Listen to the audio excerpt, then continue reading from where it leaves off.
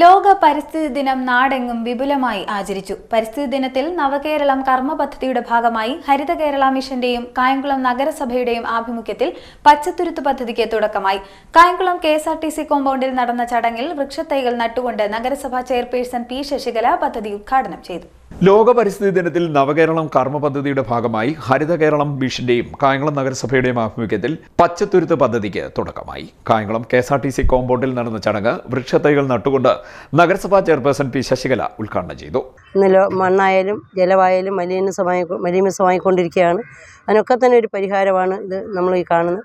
നമുക്കറിയാം, നദിയുടെയും കുളത്തിൻ്റെയും ഒക്കെ ചുറ്റുപാടത്ത് മരങ്ങൾ ഒരുപാട് വെച്ച് പിടിപ്പിക്കുമായിരുന്നു. അത് മണ്ണൊലിപ്പ് തടയുന്നത് മാത്രമല്ല, നമ്മുടെ ഭൂമിയിലുള്ള വിഷാംശങ്ങൾ അല്ലെങ്കിൽ മാലിന്യങ്ങളൊക്കെ തന്നെ മരങ്ങൾ വലിച്ചെടുത്തുകൊണ്ട് തന്നെ ഭൂമിയെയും വെള്ളത്തെയും ശുദ്ധീകരിക്കുന്ന ഒരു പ്രക്രിയയാണ് നടക്കുന്നത്. പക്ഷേ അതൊന്നും ഇന്ന് നടക്കുന്നില്ല എന്നുള്ളതാണ്. ഇന്ന് മലകളൊക്കെ തന്നെ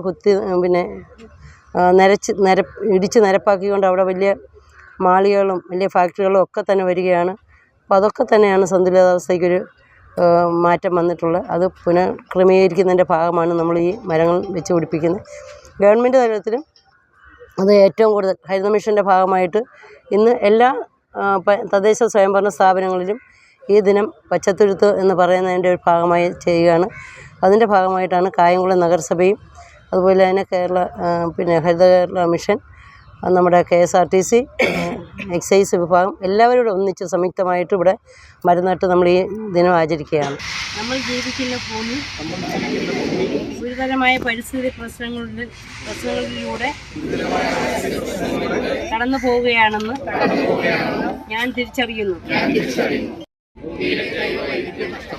മനുഷ്യരുൾപ്പെടെ ഭൂമിയിലെ എല്ലാ ജീവജാലങ്ങൾക്കും നാശമുണ്ടാകുമെന്ന് ഞാൻ മനസ്സിലാക്കുന്നു.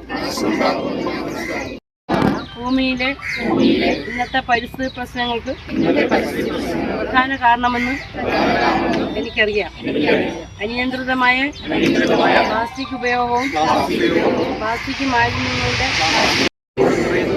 എന്നാലാവും വിധമുള്ളതെല്ലാം ചെയ്യുമെന്നും പരിസ്ഥിതിയെ സംരക്ഷിച്ചും വീണ്ടെടുത്തും ഈ ഭൂമിയുടെ നിലനിൽപ്പ് ഉറപ്പാക്കാൻ നടത്തുന്ന പ്രവർത്തനങ്ങളിൽ ഞാൻ എക്കാലവും മുന്നിൽ തന്നെ ഉണ്ടാവുമെന്നും പ്രതിജ്ഞ ചെയ്യുന്നു. Vice chairman J.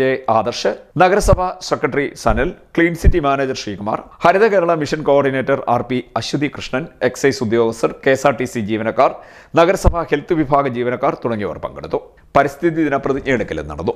CDNet news, Kayamkulam.